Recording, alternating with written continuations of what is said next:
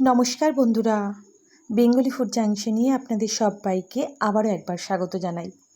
আজকে আমি আপনাদের জন্য নিয়ে এসেছি দারুণ স্বাদের একটি রেসিপি চিংড়ি মাছ দিয়ে। এই রেসিপিটি আপনারা হয়তো খুব কমজনই খেয়ে থাকবেন। আশা করি আমার রেসিপি দেখে আপনাদের খুব ভালো লাগবে, আর ভালো লাগলে কিন্তু একটি লাইক কমেন্ট শেয়ার করতে ভুলবেন না।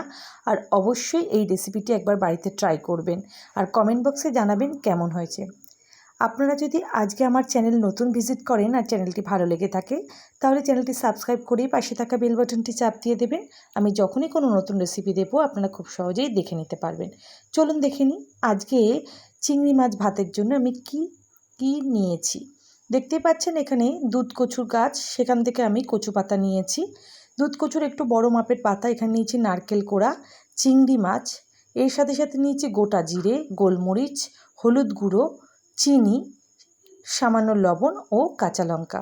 একটি অসাধারণ স্বাদের রেসিপি হলো কচু পাতায় এই চিংড়ি মাছ।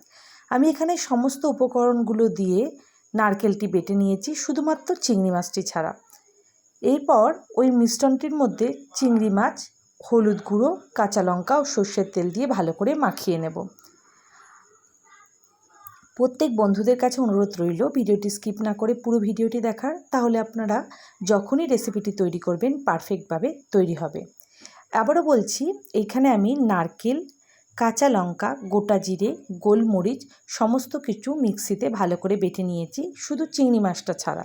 আপনারা চাইলে 2-3টে চিংড়ি মাছও মিক্সিতে তার সাথে পেস্ট করে নিতে পারেন। এরপর সেই মিশ্রণটির সাথে গোটা চিংড়ি মাছ, আরও অনেকগুলো কাঁচা লঙ্কা, পরিমাণ মতো নুন, চিনি, হলুদ ও সর্ষের তেল দিয়ে ভালো করে মাখিয়ে নিয়েছি। এই রান্নাটাতে কিন্তু একটু বেশি সর্ষের তেল লাগবে, নাহলে কিন্তু খেতে ভালো হবে না। গরম গরম ভাতে এই ধরনের রেসিপি কিন্তু এক কথায় অসাধারণ। আপনারা যদি আজকে আমার রেসিপিটি ফেসবুক পেজ থেকে দেখে থাকেন, তাহলে পেজটি ফলো করে লাইক করতে একদমই ভুলবেন না। এইবারে দেখতেই পাচ্ছেন পুরো ব্যাটারটি আমি ভালো করে মাখিয়ে নিয়ে অনেকটা পরিমাণ সর্ষের তেল দিয়ে নিয়েছি। এবার ভালো করে বড় কচু পাতাগুলো ধুয়ে নিয়েছি আমি। ধুয়ে নিয়ে সামান্য তেল মাখিয়ে নিয়ে এই মিশ্রণটি আমি কচু পাতার মধ্যে দিয়ে দিলাম। এখানে নারকেল এবং চিংড়ি মাছ যত বেশি পরিমাণে হবে সেই টেস্টটিও কিন্তু তত বেশি হবে। ওপর থেকে দেখতে পাচ্ছেন আর একটু সর্ষের তেল দিয়ে দিলাম। এরপর বড় কচু পাতাটা আমি ভালো করে মুড়িয়ে নিচ্ছি।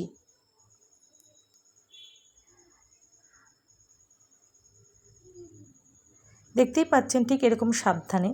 অন্যদিকে একটি বড় পাত্রে আমি ভাত রান্না করে নিয়েছি। ভাতটি রান্না করে ফ্যানটি গেলে নিয়ে আমি কিছুটা ভাত সরিয়ে রেখেছি। এবার তলার মধ্যে কচু পাতাটি আমি বসিয়ে দিচ্ছি। ঠিক এইভাবে খুব সাবধানে বসাতে হবে। এরপর সাইড থেকে ভাতগুলো এরকমভাবে দিয়ে দিতে হবে, পুরো কচু পাতাটা যাতে গরম ভাতের মধ্যে দিয়ে ঢাকা থাকে। এইভাবে পুরো ভাতটি দিয়ে কচু পাতাটি পুরো মুড়ে দিতে হবে। এরপর ঢাকনা দিয়ে গ্যাসের সিম করে দিতে হবে, যাতে পুরো ভাপে কচু পাতা চিংড়িটি রেডি হয়ে যায়। আমি এটি আধ ঘন্টা মতো তলায় একটি চাটু দিয়ে ভাতের হাঁড়িটি রেখে দিয়েছিলাম গ্যাসটি সিম করে। এরপর দেখুন আধ ঘন্টা পর আমি ভাতটি সরিয়ে নিচ্ছি। এত দারুণভাবে পুরো রেসিপিটি তৈরি হয়েছে, কি আর বলবো। পুরো রেসিপি কিন্তু পুরো মাখনের মতো সুন্দরভাবে চিংড়ি মাছ নরম হয়ে গিয়েছে। এরপর খুব সাবধানে কচু পাতা থেকে আমি চিংড়ি নারকেলটি তুলে নিচ্ছি।